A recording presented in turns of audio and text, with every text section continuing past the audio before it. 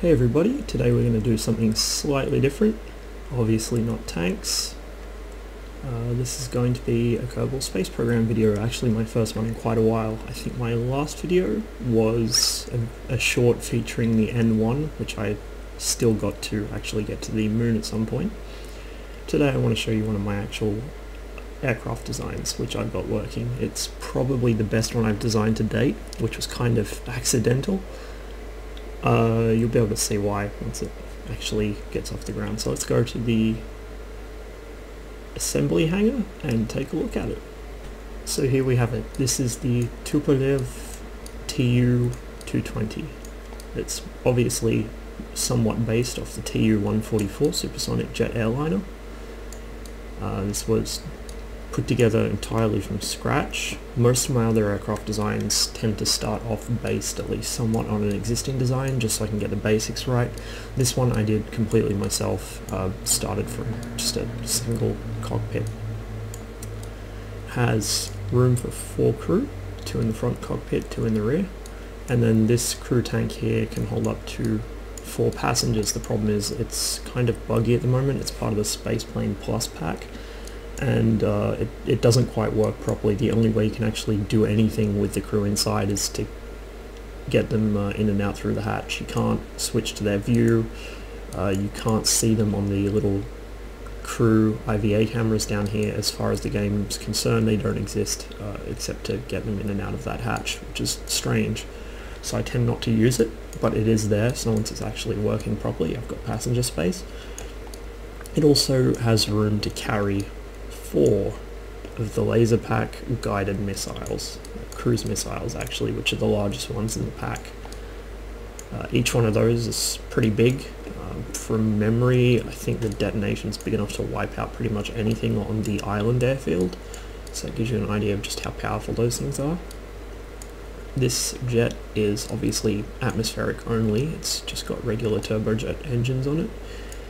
Its flight ceiling is about 20,000 meters. Above that you start to lose control authority and it wants to do all sorts of unpleasant things, and the engines flame out at about 35 kilometers. At basically any altitude over 5 kilometers it is not only supersonic but quite fast for a supersonic jet. It gets up to, actually let's take a look because I wrote out the performance in here. Here we go. At sea level it's capable of Mach 1.14, at 5,000 meters Mach 2.07, at 10,000 meters Mach 3.67, and at 20,000 meters Mach 3.7. Its optimum altitude is somewhere between 10 and 20, usually about 15 to 18,000 meters is where it handles the best. Its flight ceiling, as I said before, is 20 kilometers. It will reach that in 2 minutes 32 seconds from runway. That's obviously not from a cold start, that's with the engines running and throttled up and just letting go of the brakes, but that is basically a 45-degree climb to 20 kilometers. Dry mass, so no fuel, no weapons, no crew, 17.62 tons. Takeoff weight just with fuel and no weaponry is 28.16 tons, and maximum takeoff, which is full crew and a full complement of missiles, is 33.16 tons. So it's pretty light actually, and it maintains a quite high thrust to weight ratio in flight, regardless of its fuel or ordnance state. So having had a quick look at it, let's take it up for a test flight. So here we go, we've dropped in on the runway. Everything's switched off at the moment. First thing I'm going to do, brakes are already on, obviously it's not going anywhere. It starts with the wheel brakes on. So the first thing I'm going to do is cut the throttle, turn on the stabilizer, which I tend to use in flight. I don't actually have a working joystick at the moment, so I have to fly with a keyboard, which can be kind of janky. And then, having done that, I'm going to turn the navigation lights on with the 1 key. Obviously that's bound to an action group. And then I will hit space to start the jets and bring them to idle. I've got a crew ladder here on the right side behind the second cockpit. Then I'm going to bring the engine steadily up to about a 25% idle, and then duck inside. And usually I don't bother setting the cockpit instruments up because I typically fly from the external camera, but it's just nice to have them running. You know, it's something pretty to look at while you're flying.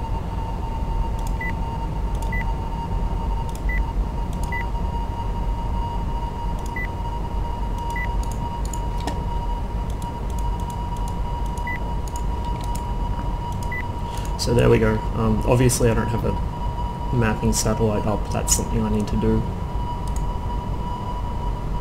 Got a pretty nice cockpit here. This is obviously from the B9 parts pack. The problem is it has very, very bad forwards visibility. You can remedy this by double clicking on the front windows there. So this is the left front window we're looking at. And you've got much better forwards visibility then, but only out one side of the cockpit and you can't see the instruments. So I tend to just fly from the outside view. I know there's a mod which makes track IR work with KSP, but I don't know if it gives you 6 degrees of freedom. If it does, that might actually solve the problem, because then I can just lean forwards. Anyway, I'm not going to show you the second cockpit because the actual interior is still a work in progress. It's full of placeholder textures, it's not very pretty. So I'm going to skip straight to the outside view and get this thing off the ground. Steadily throttle the engines up to 100%.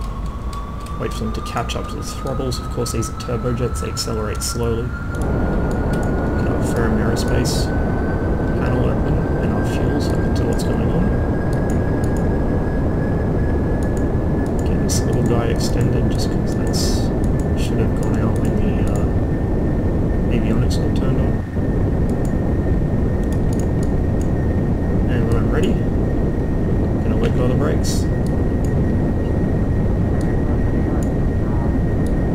This was originally going to be a T-tail design, but I was having trouble actually getting it to fly properly, so I cut the tail plane and instead put canards on the nose, which made it handle a lot better, so I stuck with that design. Obviously that's more in line with what the actual T144 has as well. So now it's safe to start applying back pressure on the stick, lift our gear, the G key, positive rate of climb, and we will bring the flaps up with the 3 key. The 2 key drops them.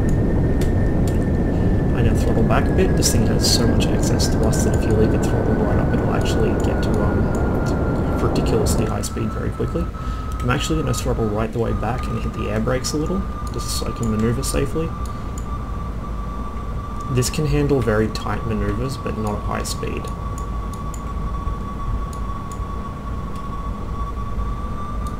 As you can see, it turns really, really well at speeds below about Mach 0.6. Above that, you're risking aerodynamic failure. You tend to lose the little the wing fillets first, and then you'll actually start losing parts of the wings, which is obviously not something you want. It accelerates quite quickly, as you would expect for something with a thrust-to-weight ratio so high. The handling isn't significantly affected by the missiles actually, which kind of surprised me. I thought they would weigh it down a lot more, but because this is just such a nice handling aircraft, it barely affects it. As you can see here, we're about to break the sound barrier. I'm going to throttle back a little just so we don't go too far over it and risk losing parts. Typically the first parts to fail in level flight are the top communications aerial and also the guidance package for the missiles, which is down here. You usually won't lose wings until you significantly overspeed, and there we go, something's failed. There's the missile guidance package. So if I throttle down and hit the air brakes a bit, we should get back to a safe speed. And let's take this thing up above the clouds.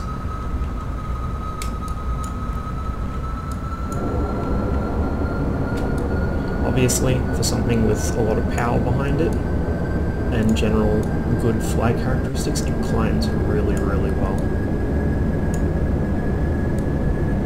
As I said before, it's time to climb specification was taken from a 45-degree climb straight from the end of the runway. This looks like it's about 30 something, let's check. 22.2 degree climb, and it's still picking up speed at a very high rate.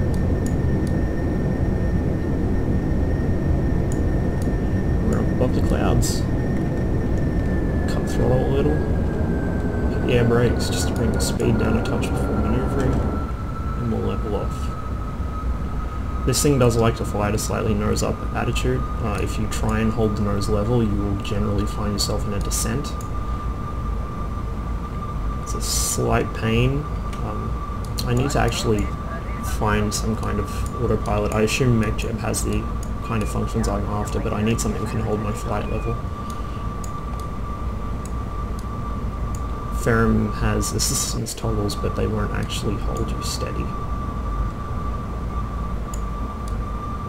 Let's have a quick look through the cockpit. Like I said, the visibility through the windows isn't actually that great, but it is a nice view, even if it's not very useful. You can look out the side window as well. Look back and see the wingtip.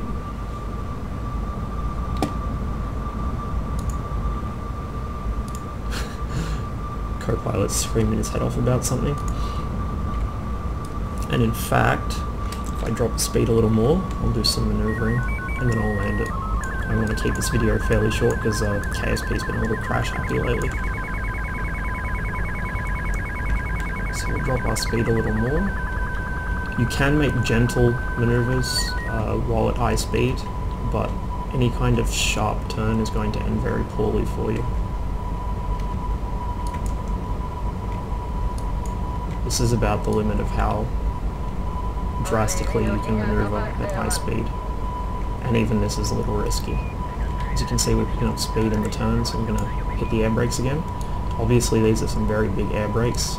They really slow this thing down quickly, which is exactly what you need on an aircraft this fast. And there we go. Actually, what I might do, let's get rid of the missiles first to show you just how powerful they are. Oh, never mind. I can't. I just realised because I lost my guidance system. I'm going to point them up in the air and jettison them.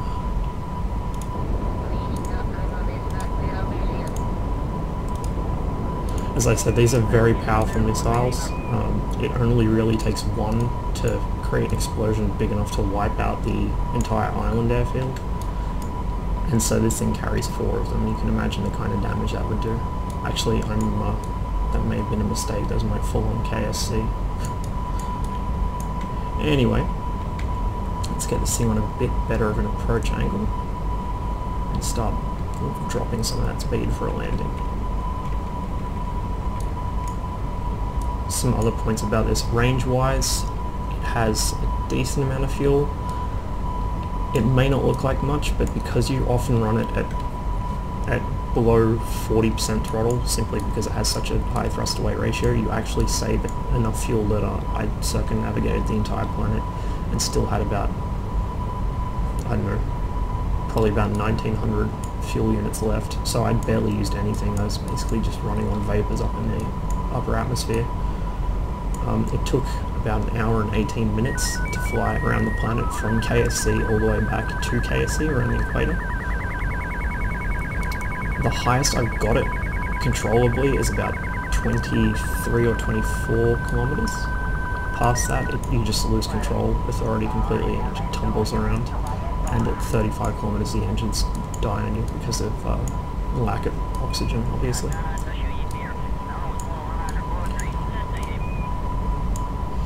It is quite stable in flight, except for its somewhat irritating tendency to try and either climb or descend, regardless of which direction the nose is pointing.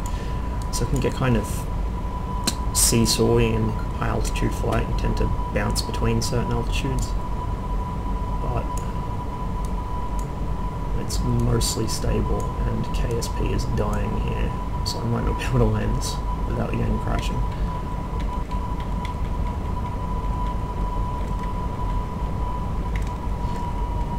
throttle right back and begin turning in towards the runway.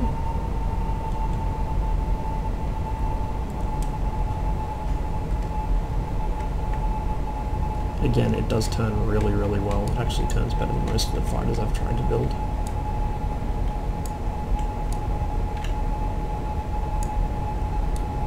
The other obvious problem is that because of the design of the cockpit, it makes IVA landings a real pain.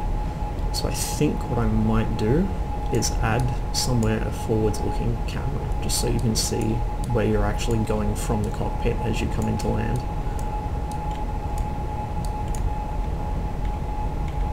The visibility from the upper cockpit isn't really any better. It's the same general design, and it's also higher up, so you have to be able to try and see over the nose.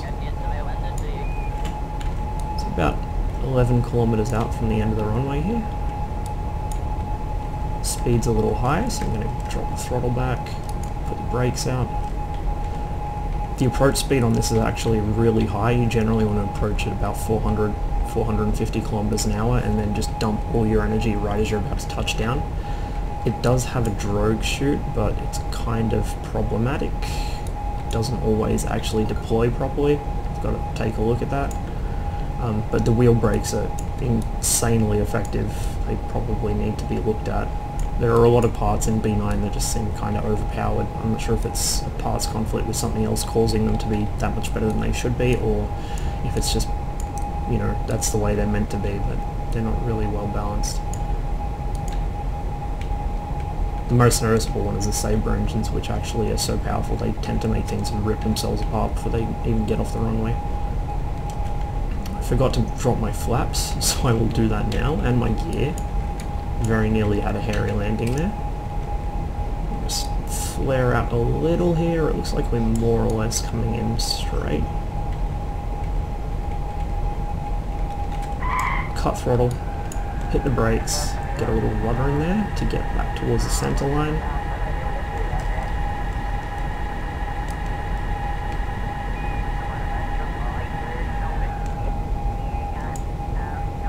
And there we go.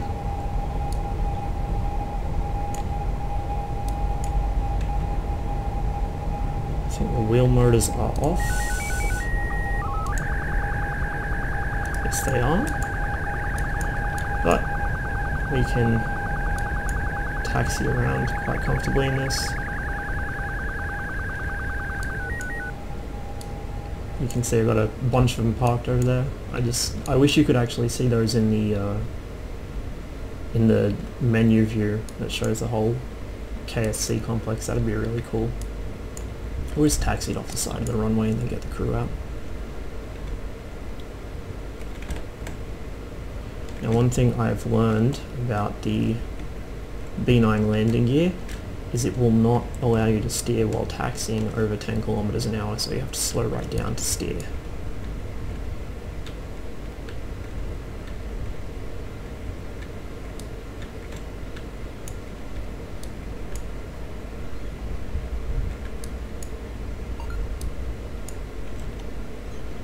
Take a little IVA look at this. There's a row of parked bombers there, ready to go at a moment's notice.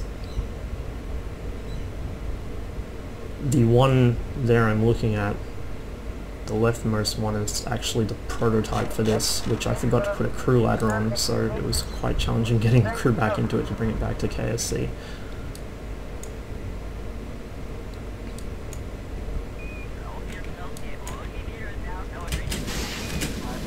And oh, that's the takeoff assistance booster, which I accidentally just activated. Thankfully, while I had my thumb on the brakes. So that is there. It doesn't really help much. It's just there as a bit of visual filler. What I want to do is eventually make a custom part with a larger drogue chute. The kind of thing you would see on the tail of a MiG-21 or a MiG-23, like a quite large pod with a drogue chute in it, which is more suitably designed for stopping something of this size. This thing actually can land on the island runway. The first attempt nearly overshot, but it can do it.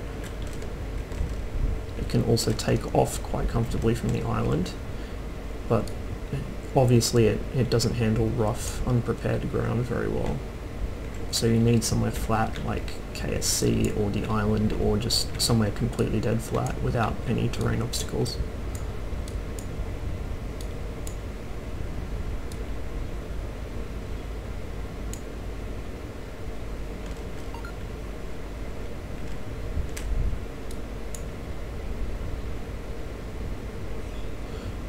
One thing that actually I'd be really happy to see as a feature in a future version of the game is the ability to have your vehicles sort of parked here, and have them actually accessible to take out and launch without them still being counted as in-flight at mission control. Actually using this as a proper parking lot would be pretty neat. It would look nice as you take off and land from the runway too. So I'm just going to roughly park this one, it doesn't have to be perfect. Now we'll turn the brakes back on, because we don't want this going anywhere. Kill the engines.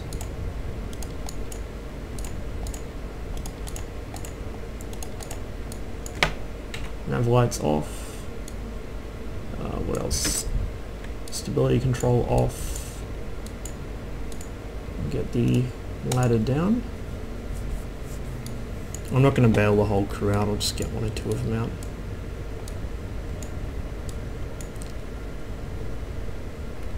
Start with the pilot.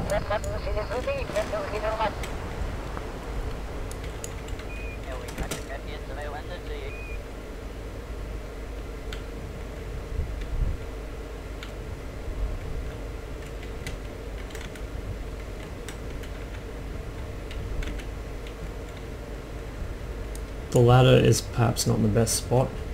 I need to move it slightly so that the Kerbals can grab onto something as they get off the top of it. They tend to slide back down, but that's a minor detail. Otherwise, it's easily my most successful plane yet, my best handling for certain, and probably the nicest looking too. So until I figure out how to get another one that works as well as this, it's probably going to be the sort of mainstay of my flying, used for exploring, used for getting Kerbals places on the planet's surface, used for pretty much everything. It's a good general purpose jet, and I could probably actually swap out that module for a small cargo bay as well for, small scale cargo carrying within the atmosphere. In fact, if I really wanted to, I could put some rocket engines on it, or dual mode engines on it, so I can get this thing into space, but I'm not too sure about whether I want to do that or not yet. Anyway, thank you for watching, and hope you enjoyed the video. If you've got any interesting aircraft designs of your own, I would love to see them so I can shamelessly steal features from them. Learn from them in a completely legitimate and non-thieving way. And I will catch you next time.